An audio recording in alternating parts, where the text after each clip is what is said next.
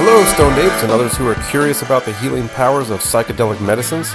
Welcome to the Stoned Ape Reports. I'm your host, Stuart Preston. Each episode, I talk to another Stoned Ape, somebody who has experienced the transformational powers of psychedelics, or with a practitioner who works with these medicines. In this episode, I had the pleasure of speaking with Jessica. She shared her experience with her deep depression, suicidal thoughts, and her transformation, including her current advocacy for entheogens. Please enjoy this episode with Jess. All right, Jessica. Well, thank you so much for joining me here on the Stoned Ape Reports. Real pleasure to talk to you. For sure. Yeah, thanks.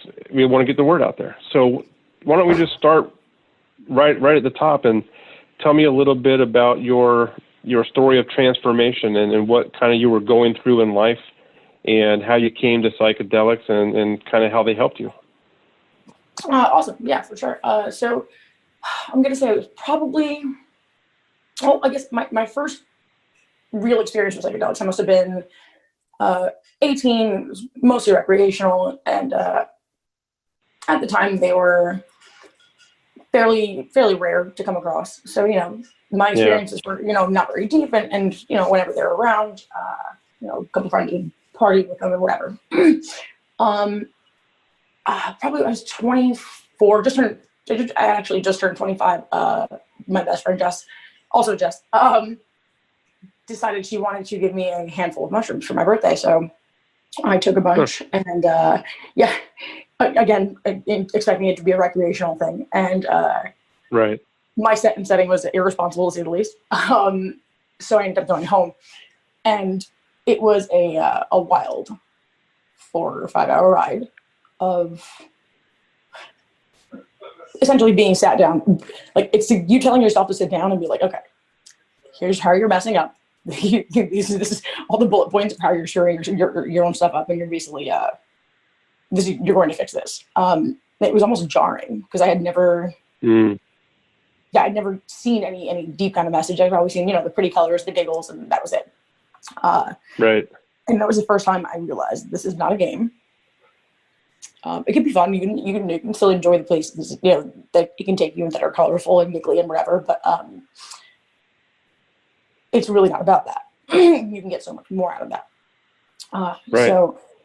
So that experience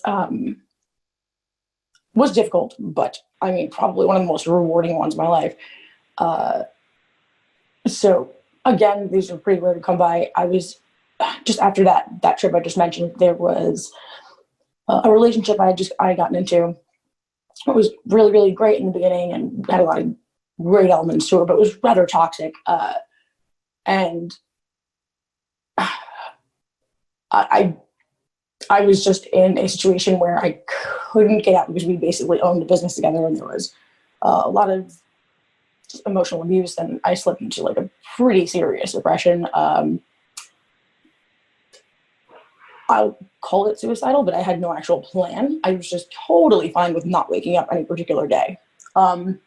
Yeah, you were down enough that you were like, it'd be okay if this ended, but you hadn't planned it yet. Right. Yeah. And it wasn't necessarily like a sadness, but just nothing. It was just an emptiness and just despair. Like I almost feel like sadness would have been more just easier to deal with, I guess. So yeah, I was kind of lost, and I didn't know what else to do because I tried several antidepressants, and some of them just made me manic, and some of them just didn't work and made me not myself. And I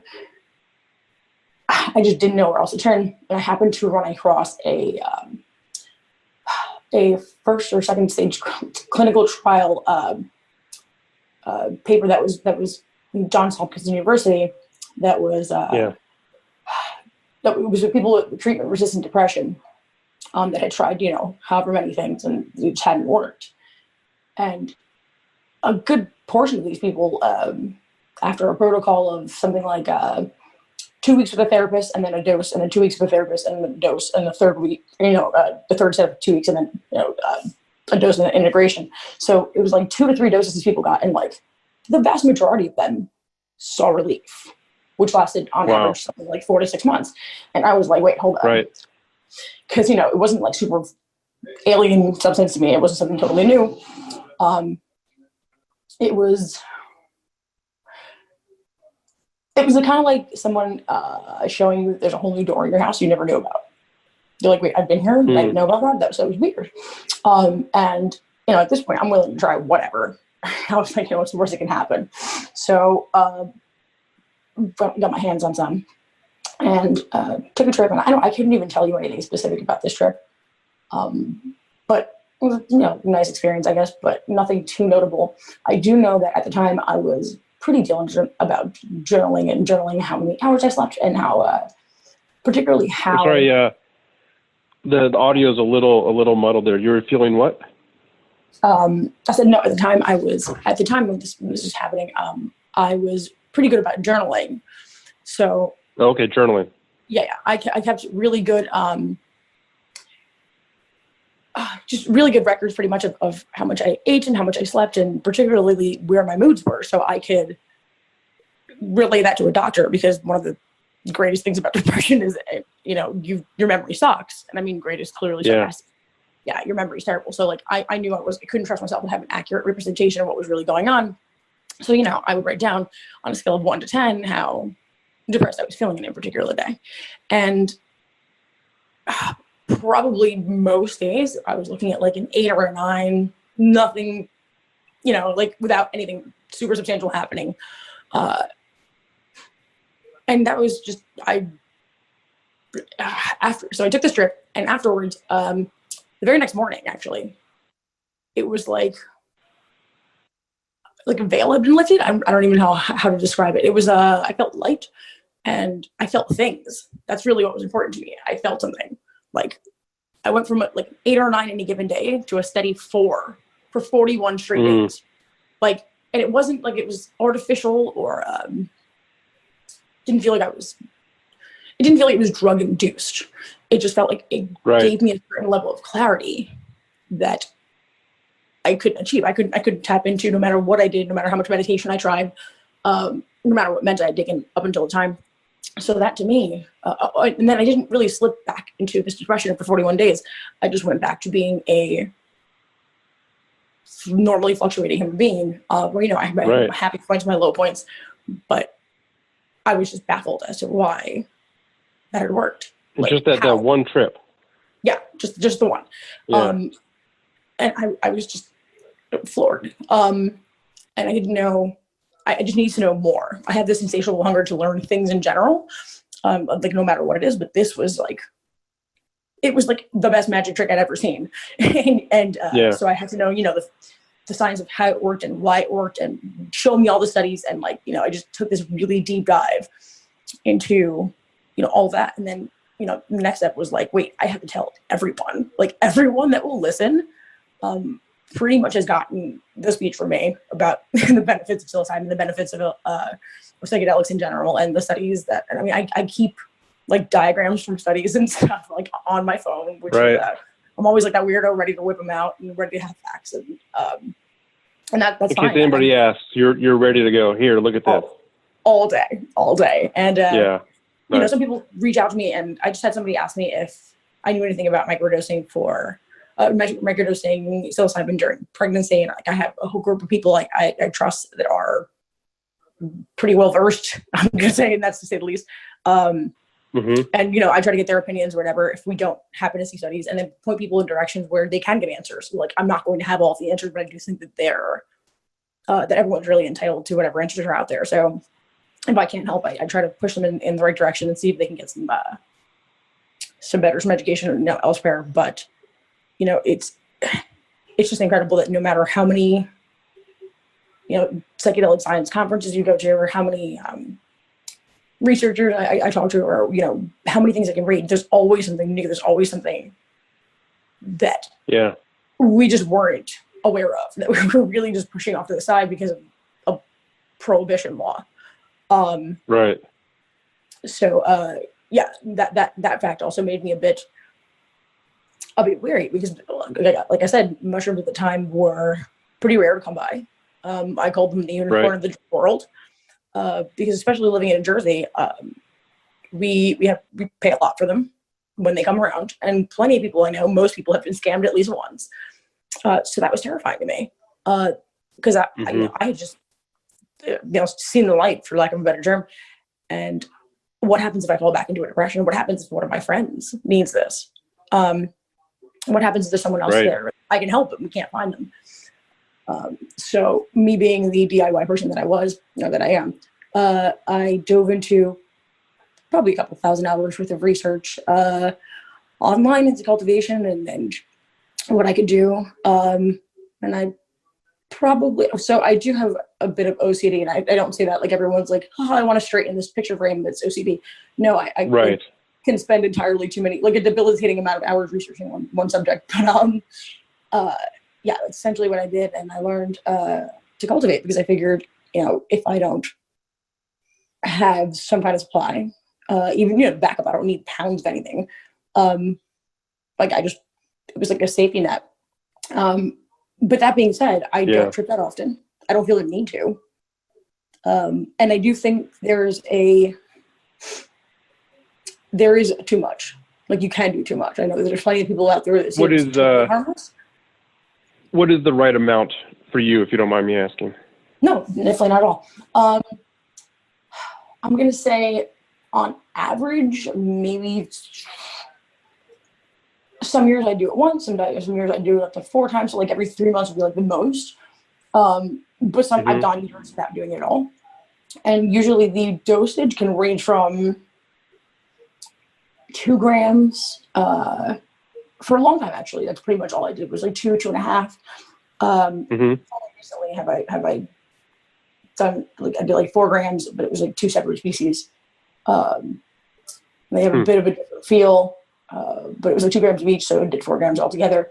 I don't feel the need to take, like when I first started taking shrimp, I was like, give me all of them. I'll just eat whatever you have. I feel like once you have that one trip that's deep and tells you to sit your butt down and listen, I think you're a bit more cautious with dosing. Recklessly or so freely. Although it's got its place, but it's not an experience I'd wish to replicate.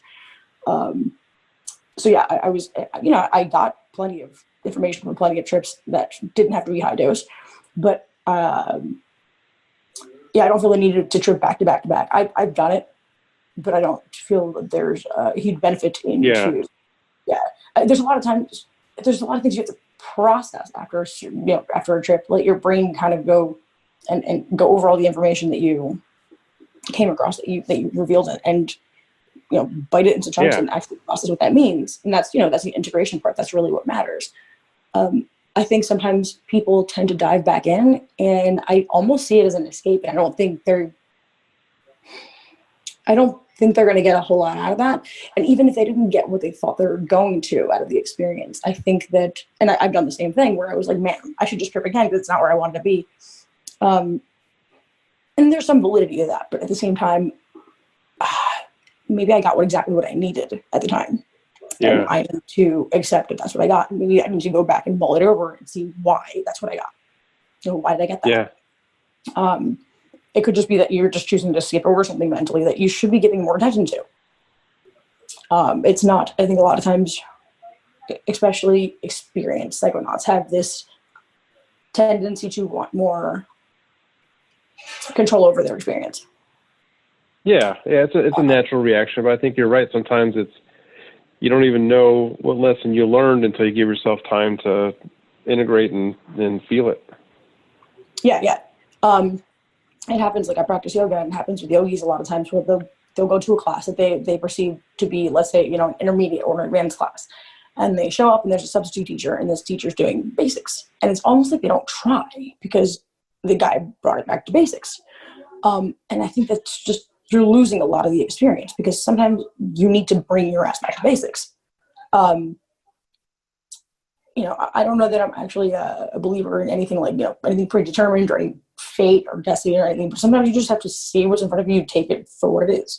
We can all use a bit of grounding sometimes. It may be less than what we wanted or not what we wanted exactly to experience, but it is what it is. And the being in the moment thing, accepting that sort of thing, it definitely comes from just my experience with psychedelics and wanting to hold the reins, and psilocybin particularly telling me, nope, like, you're not in charge here. Right. sometimes we need to be told, like, you suck at this game, shut up. Like, you haven't been doing a good job, which is why you're here to begin with. Just shut up and listen. And we tend to get a bit egotistical about just everything. And it's funny. It's kind of like you go to a therapist. Do some of us go there with something in mind that we wish to hear back? Yes. But is that what you're supposed to do? No. Like, right. You're just supposed to, just accept it openly. And I think psychedelics are that therapist that doesn't care what you think and just hands it to you straight. And I think that's a lot of times what we need. Even if it is harsh, even if it is things you don't know how to handle or you didn't want to know. Right. Yeah, so, sometimes you get that lesson when you're not even sure that was the lesson you wanted. Or you're pretty sure it wasn't. Yeah. Good point. I have a couple of friends that experienced that sort of thing on ayahuasca.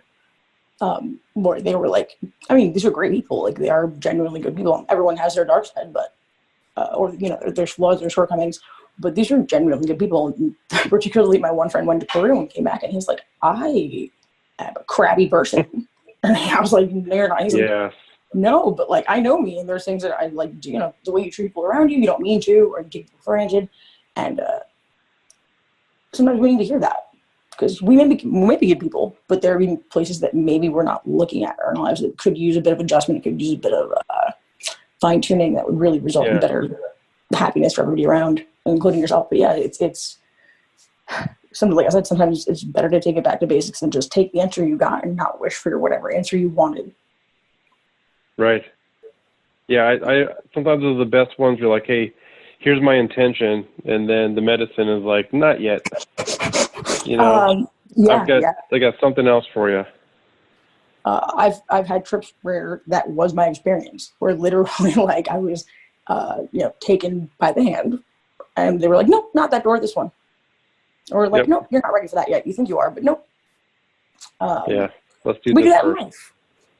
Where you're a teenager, you're like, I'm this old, I can do what I want. And now you look back and you're like, oh, you were so stupid. Exactly. Yeah. Like, you knew nothing and you were incorrect to want that thing. And like, sometimes we are incorrect to want the things that we want. And it takes a bit of shutting your ego up for you to get there. I just think it's so valuable that it's a medicine that depends on your intention. Like, imagine any other medicine worked that way. Like any other medicine. That's just wild to me. Like, if you had to sit there and wish for your insulin to work, or meditate for your you know what I mean, to have an intention before you take your insulin pill. Like, it's just crazy to me that you can take this experience that I have taken for granted in the past and make it this super laughy rainbowy experience that's frilly and whatever, and with that same substance really have like this transformative life experience. It really is.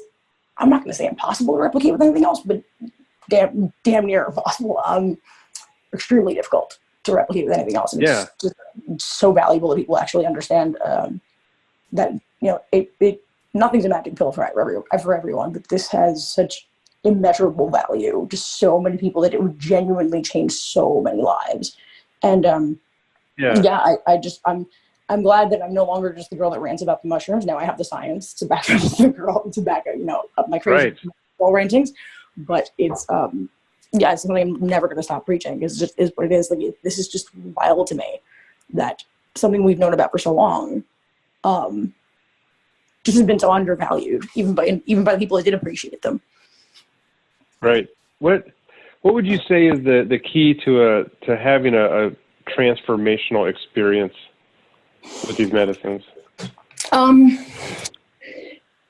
Understand what you're getting into, and I know it's that being said, it's kind of impossible to, again, have expectations for your experience, but you do need to understand what can happen. You may be, like I said, you may be faced with things you don't want to see. Like, what are you going to do in that instance? So have some sort of an actual game plan for, what happens if this experience or it's overwhelming.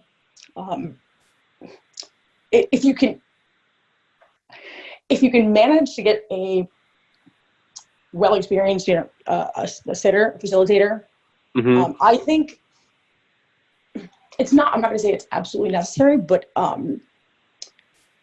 it makes a giant difference to have someone there where either during the experience or directly after, you can have them take the reins and just, you know what I mean? Like, oh, I don't know what to do right now, or I'm having these thoughts, you know, a lot of us have ruminating thoughts when we're deep in the middle of a trip.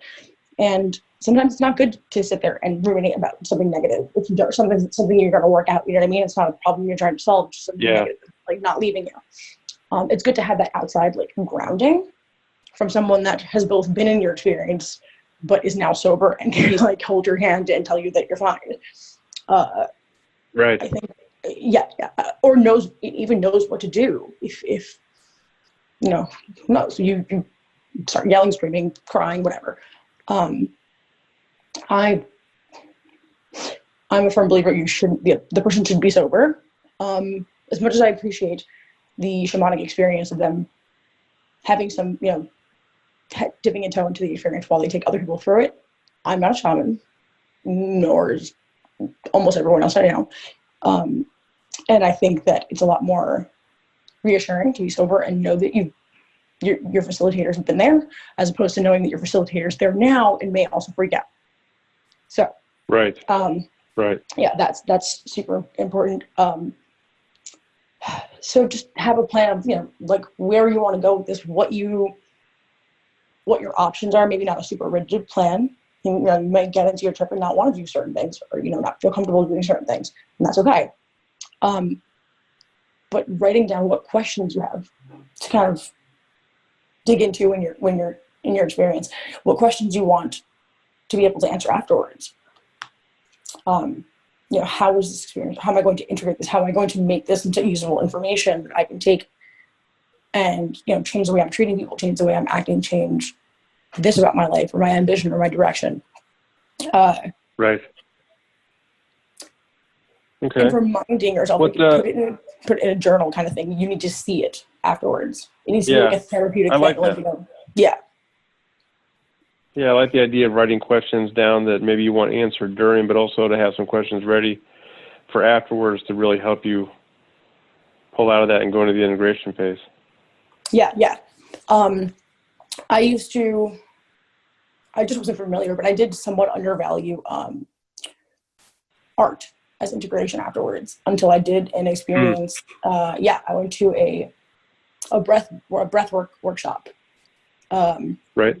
And my friend Kyle hosted, and it was wonderful. But I went to this workshop, and about a year prior, I had smoked some DMT, and my experience was black and white, and it was jarring to me because I smoked the same batch as a friend of mine, and he had this beautiful, colorful, deep experience, and I had a wormhole or a tunnel of, like, what would have been color but was just black and white, and to me that was, like, baffling.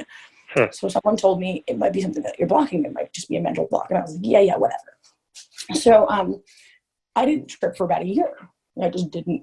I was like, I don't know if I want to do that again. Maybe it was the batch, maybe it was me, whatever. So I decided to do it again, and it was once again black and white. So very frustrating, weirded out. So I went to a breathwork workshop. And I was very, I just didn't know what to expect, which is, you know, good in a lot of ways. So we're lying down and we're breathing, and I just felt blocked. Like, I'm doing the thing and it's not getting me anywhere. And, you know, Kyle comes over and they tend to do some body work sometimes. Sometimes you physically hold emotion, you know, knots and whatever in your musculature. So he comes up and he's like, you just feel blocked. And I had it was just a frustrating experience, and I felt like I could see the benefit of it, but the whole workshop I spent, like, mad at myself almost, and I couldn't get to where I wanted to get. And so we get done, and everyone should be quiet, and they hand out a bunch of markers and pencils or whatever, and color pencils, and they tell you to draw. Now, I'm not an artist, but I was like, whatever, man, cool. And again, I'm frustrated, and I'm, like, just letting the pens go and whatever. So I draw this, like, tree and the ground and, like, this root system thing.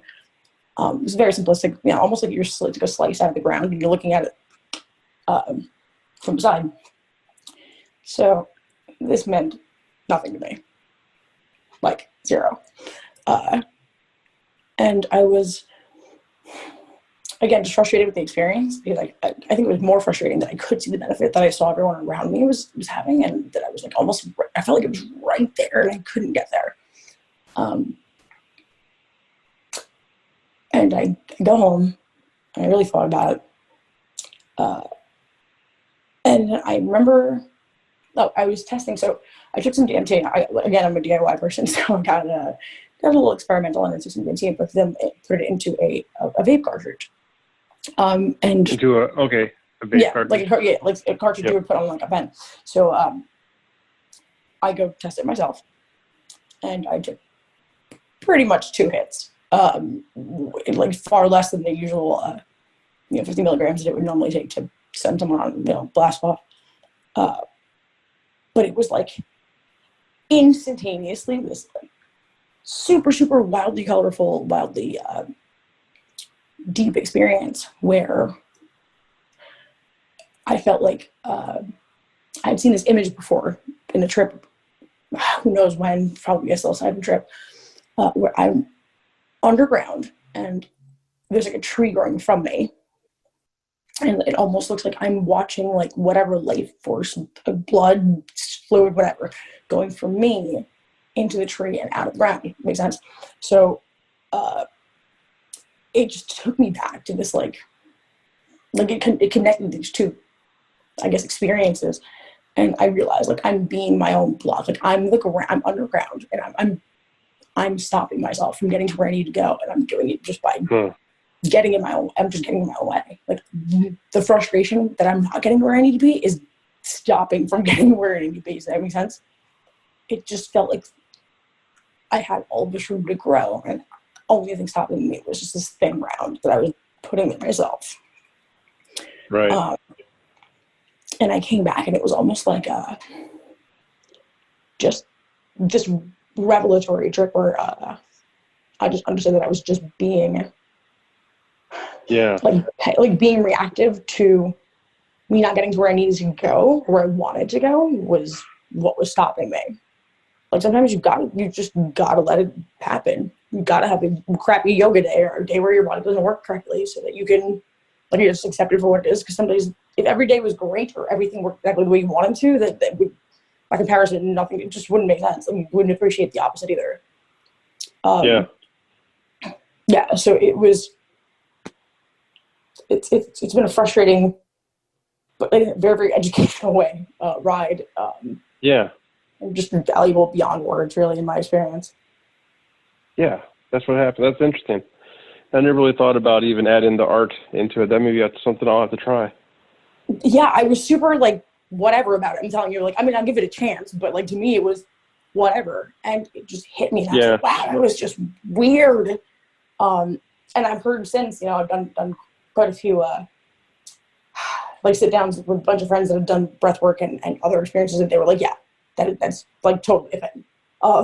It's just it's a lot deeper than you sometimes expect or than you want it to be, like I said, but it's that there's a lot of value to that. Yeah, that's pretty awesome.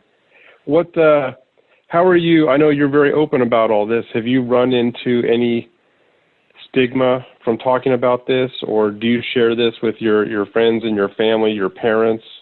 How is it in terms of communicating your transformational experiences with the people around you? How's that been for you?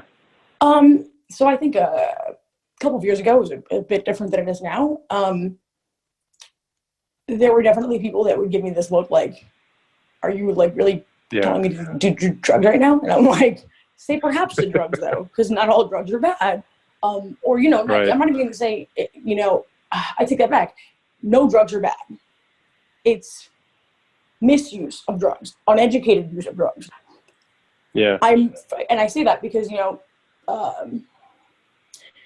his name's Professor Carl Hart, who's probably one of the most educated people in drug policy and the like. And he pointed something out, and we tend to be a bit biased, obviously, for like psychedelic exclusivity, where these are the only good drugs. And you know what? Yeah, maybe nobody's opening up a center where cocaine helps people, but that's not to say that it doesn't for some people. that's, Right. that's not to say that other things don't, because I know I've definitely interacted with people that do what we would consider very hard drugs on a very recreational basis. And they just don't have the same addictive capacity as some of the rest of us do. And they just don't have the same negative experience, but you're going to hear about the negative ones. So, so I did feel a bit stigmatized in the beginning when, they just kind of looked at me like, this chick is just pushing drugs. But as time progressed, and I learned how to properly facilitate experiences, and I started helping friends and helping people who are close. And these people were, genuinely like transformed in a matter of a few hours. They realized things that they just could not have seen otherwise. I can tell you everything in the world, whatever fact, and like until you see certain your experiences for yourselves, you just don't grasp what people are saying, or you just don't see it that way. And like I always say, it's you sitting yourself down and telling you facts is way different than someone else doing it. Right. So yeah, and people, I think, people that had never experienced psychedelics were very like sketched out by it. People that had sometimes were like, yeah, okay, like I had just done it recreationally, so you're telling me this thing that I used to like go giggle with my friends is helping people medically? Like, yeah, okay, whatever. I got a lot of pushback that was like, yeah, you guys are just trying to legalize whatever drugs, because cannabis has been legalized in a lot of states, and by the way, I do think all drugs should be decriminalized, like all of them. It's absolutely wasted money. But as time has come along, and thanks to places like Johns Hopkins and places like Ursona and like the institutes that are doing this work, the Imperial College of London, like these are places that are doing immeasurably valuable work, and putting out study after study after study, with just great results, and results that can be scientifically replicated, and this is what matters. Like I said, I'm a science person, so if you can show me facts, if you can show me studies and doctors and people that know what they're talking about, that's what matters to me. So again, I'm the weirdo that walks around with all this stuff on my phone. So as the years going down along, and I got more research to pull out of my phone like a weirdo, people are just like, wait, what? And it's funny you brought up the parent thing, because for a long time, I did not tell my parents. One, that is the first experience that I mentioned where it was like jarring. At the time, I would have called that a bad trip. And what I did not mention was I asked my mother, who was very anti-drugs at the time, to come and hang out with me because I was having such a really overwhelming experience. And she was like, oh my goodness, pretty much terrified at the time that I was going to go into some sort of, psychotic state of whatever. So she was being super gentle with me, and I cannot thank her more for that day. But she had never brought it up, never again. And she just thought, this girl learned her lesson. She'll never do them again. So about a year ago, I was visiting my parents in Florida, and my mother goes, remember that time you took mushrooms? She goes, and she laughed. And she was like, I bet you never did that again. And I turned around to her, and I was like, oh, we should talk. So I explained, why I had done it again and what they had done for me. And then I whipped out my studies and whatnot, and my fMRI pictures and stuff. And she was like, my mother's a nurse. She was not at the time when I had this trip.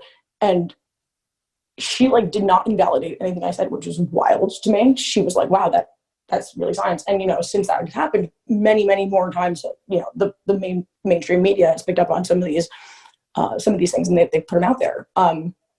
So they've become more acceptable, less taboo. And they are very knowing of what I do, and they know that I'm very outspoken about it. And I wouldn't be here. I am a firm believer that I would not be here if it wasn't for psilocybin. I would have found a way to not wake up. I didn't care. Yeah. You were in a dark place. That's huge.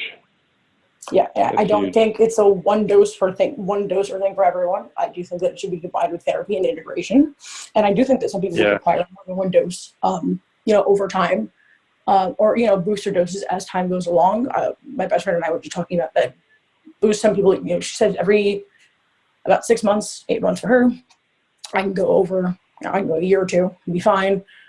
Other times I feel like there's things I still have to tease out about certain situations in my head and I couldn't figure out, so I go back. But it's different for everyone, and it's not for everyone too. That's another thing.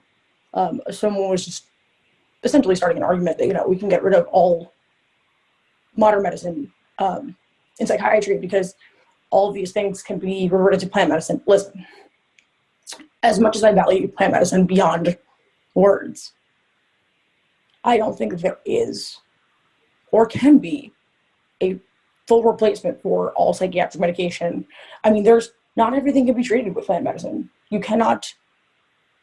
Yeah. Unfortunately, maybe you can find someone that has pretty advanced schizophrenia, pretty symptomatic schizophrenia, and give them psychedelic and help them. But I'm going to bet that that's probably not going to be the case in someone that's not medicated with something that's prescribed. Yeah, I heard a guy last night at our Thank You Plant Medicine. He said, pharmaceuticals are all bad. And I just thought, no, there's some people who are alive today because of those. So we shouldn't, absolutely, like you said, we shouldn't stigmatize all drugs. We also should not stigmatize all pharmaceuticals. Thank you. And some people just need it. I'm so sorry, but if that wasn't the case, then we wouldn't need antibiotics. We wouldn't. There's a lot of, what I mean? Like, that's not just not the case. Yep. They can coexist. It's not one or the other. Yep. In fact, I think it should be a balance. We wouldn't have made it this far to where our life expectancy is past 35 if it wasn't for modern medicine. I don't care what anyone says. Yeah. You can eat organic all day. You're still going to die at 33 or for whatever. So yeah. Yeah. I think there's a place for both of them, and they can both be appreciated. And sometimes, it's not even the person; it's the stage of life. Maybe in that stage of life, you're not ready for the plant medicine experience. Right. Yep. Yeah, even psilocybin being used medically, like medicinally, I do think that it is frustrating that people want to isolate it or synthesize it, because you do take away some of the alkaloids that aren't just psilocybin. But that being said, there are plenty of people that will not touch things unless they are medicinally given to you by a doctor, basically. So I don't want them to look at me or to look at that medicine like they used to look at me 10 years ago or 8 years ago when I was peddling my mushroom information, like whatever it be. Like, I want them to value it, to validate it, to see it as true, right, like medical treatment, because it is. So there is value to that. You may not get the full or the most full experience that you could have gotten, otherwise, with the actual mushroom body. But at the same time, that's cool for some people. Some people maybe wouldn't be able to handle the ride. Right. So yeah, it's I'm very much of the school that Hamilton Morris is of, where he's like, I don't judge other people's drug use.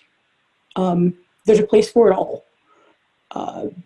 They should be more mad about Big Pharma taking advantage of people and not the fact that Big Pharma has to exist. Like, they have to exist. We got to get people to a place where they are happy and fulfilled and healthy. That should be the focus. Right. Where it's not about people just profit over everything. Let's get real. Isn't capitalism anyway? So I don't know what this is, but it's not. So, we can and should value everyone's happiness. Yes.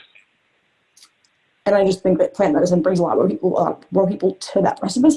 They really are more likely to also be more compassionate in years where normally you and I would not be. So past the age of 30, your character is usually pretty rigid unless you have a mystical experience, which, or a psychedelic experience. Those are the only two recognized things, like pretty much a traumatic, holy crap, I have to reevaluate my life experience. And outside of real trauma, death or, you being injured or all kinds of that sort of, like, psychedelics are pretty much the only way you're going to get there. And I think that's Like, I want to scream that from the rooftops. How many people do you know, they're after they're past 30 and they're like, well, I'm stuck in my ways. Like, no, you don't have to be an asshole forever. Like, there are ways around Right. your rigid ways of thinking that maybe you could use a bit more a lighter touch or some compassion, just a different viewpoint. Yeah. And I feel like psychedelics just open up your heart and they open up your acceptance of things, your acceptance of new things that maybe, again, comfortable or not, or just beautiful from an angle you didn't see before. And I think that that's a lot of what we need right now. There's a lot of division, a lot of polarity going on. Yeah, I agree. It's something I came into later in life myself, in my late 40s. So I know that there's definitely that transformational power. Yeah. I think the actual, in studies, they used a survey that measures openness in particular. I think a couple of other... Right.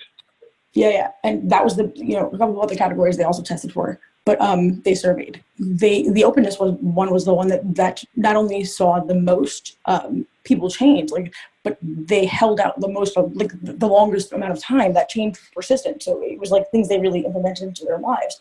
The way they were looking at things. It stuck with them. Yeah, and that's super. Yep, think about how many times people want to start at the gym and they start 15 years in a row and never stick to it. Well, they stick to it when you're shown things or you're experiencing from a perspective that you're just not okay with, and you can't keep living that way. So this is the exact same thing, but it's like a shortcut. Not short. I don't mean that in an easy way. I mean a shortcut, like a time-wise. Like, here's your goal. Here's where you should be, as opposed to you trying to figure out what the goal is. Right. Yeah. It's just super valuable. Like I said, there's recreational value to it, which I don't discredit, but I do think that if a lot more people took the care to really understand what's supposed to be happening, where they're supposed to be exploring, how they're supposed to be exploring questions in their experience, and then what you do afterwards. Like, what do you do if you don't know how to handle something, or you don't you don't know where to go with some information, or what if you have what seems to you like a nonsensical trip? Like, I don't know that I believe in dream divination or dream, kind of the same thing. I feel like it's very subjective, and people can kind of steer you in whatever direction. So you either need a person or you need to really dive in and do your own research and figure out, where to find a support group, a forum online, whatever, where they can help you integrate. Because I genuinely don't think it's something you can do on your own. At least not fully. A lot will obviously be work that you do on your own, but you need an outside perspective. Right. Yeah, get help, get assistance, and I think that point, Jess, it's a good stopping point. For sure.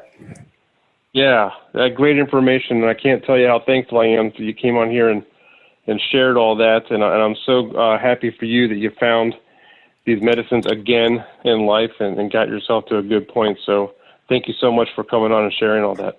Thank you so much for having me. I appreciate you guys. That concludes this edition of the Stoned Ape Reports. Thank you for listening. Please follow us on Instagram at Stoned Ape Comedy and subscribe to our newsletter at www.stonedapecomedy.com. Again, thanks for listening, and catch you next time, Stoned Apes.